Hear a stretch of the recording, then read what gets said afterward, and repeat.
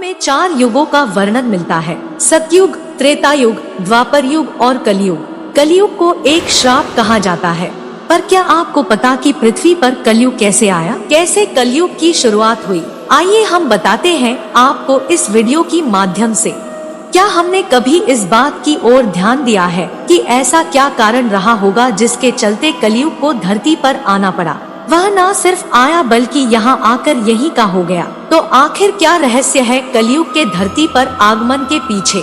महान गणितज्ञ आर्यभट्ट ने अपनी पुस्तक आर्यभट्टियम में इस बात का उल्लेख किया है कि जब वह 23 वर्ष के थे तब कलयुग का 3600वां वर्ष चल रहा था।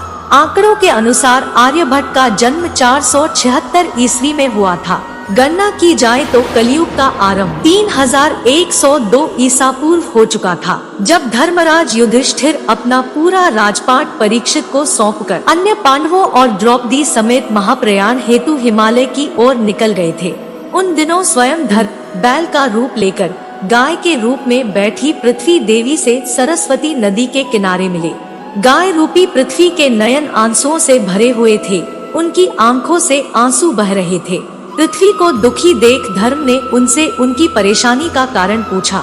धर्म ने कहा, देवी तुम ये देख कर तो नहीं रो रही कि मेरा बस एक पैर है, या तुम इस बात से दुखी हो कि अब तुम्हारे ऊपर बुरी ताकतों का शासन होगा?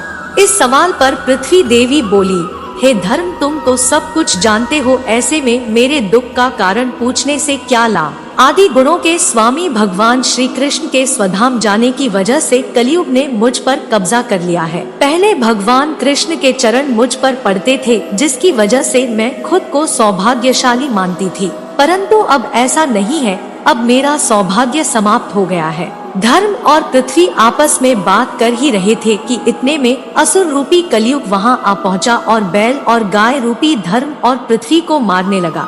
राजा परीक्षित वहां से गुजर रहे थे। जब उन्होंने यह दृश्य अपनी आंखों से देखा तो कलयुग पर बहुत क्रोधित हुए। अपने धनुष पर बाण रखते हुए राजा परीक्षित ने कलयुग से कहा, दुष्ट पापी तू कौन है? इन निरीह गाय तथा बैल को क्यों सता रहा है? तू महान अपराधी है। तेरा अपराध क्षमा योग्य नहीं है, तेरा वध निश्चित है। राजा परीक्षित ने बैल के स्वरूप में धर्म और गाय के स्वरूप में पृथ्वी देवी को पहचान लिया। परीक्षित राजा ने उनसे कहा, है वृषभ आप धर्म के मर्म को भली भांति जानते हैं, इसलिए आप किसी के विषय में गलत ना कहते हुए अपने ऊपर अत्याचार करने वाले का नाम भी नहीं बता रहे हैं। हे धर्म सतयुग में आपके तप, पवित्रता, दया और सत्य 4 चरण थे। त्रेता में 3 चरण रह गए, द्वापर में 2 ही रह गए और अब इस दुष्ट कलयुग के कारण आपका एक ही चरण रह गया है। पृथ्वी देवी भी इसी बात से दुखी है। इतना कहते ही राजा परीक्षित ने अपनी तलवार निकाली और कलयुग को मारने के लिए आगे बढ़े।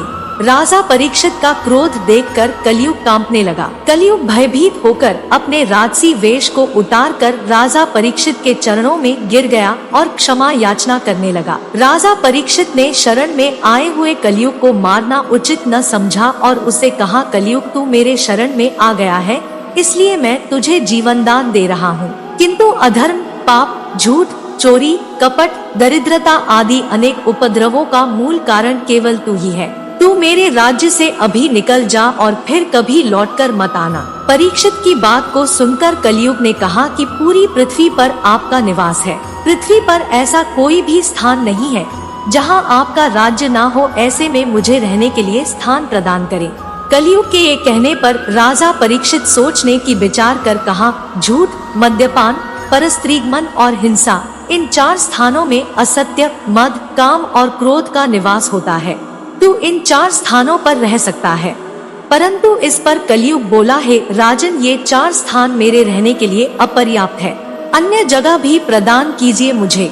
इस मांग पर राजा परीक्षित ने उसे स्वर्ण के रूप में 5वां स्थान प्रदान किया। स्वर्ण रूपी स्थान मिलते ही कलयुग ने राजा परीक्षित के सोने के मुकुट में वास कर लिया।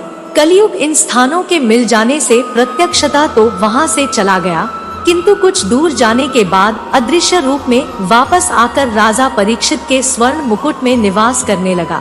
तो मित्रों, इस प्रकार हुआ था कलयुग का आरंभ। हमारे वीडियो आपको कैसा लगा कमेंट में जरूर बताना।